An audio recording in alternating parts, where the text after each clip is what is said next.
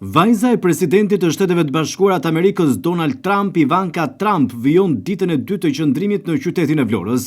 Kjo vizitë e dyta brenda pak kohësh pas asaj të qershorit 2025 shënon një hap drejt realizimit të një prej projekteve ambicioze në Bregdetin shqiptar.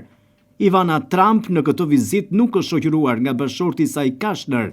Dhëndri Donald Trump ishte elementi kyç në ndërmjetësimin e planit të paqes për Gazën dhe ka marrë fjalën gjatë kësaj të enjteje gjatë ceremonisë në Davos.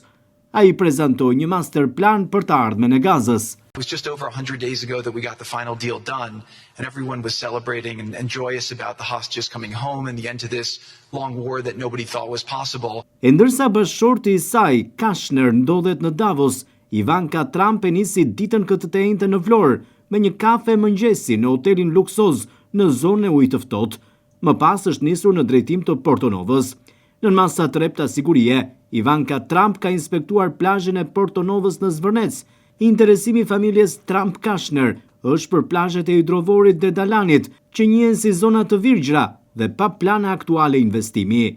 Vajza e presidentit të Shteteve të Bashkuara të Amerikës Donald Trump gjendet në këto momente në Portonov në ditën e dytë të saj të qëndrimit në Shqipëri. Së bashku edhe me një grup arkitektësh, ajo po inspekton të gjithë zonën, ndërsa një postblok policie ka bërtmundur ndalimin e qarkullimit drejt Portonovës. Në masa të repta sigurie, zonja Trump është duke inspektuar të gjithë territorin ku pritjen investime strategjike.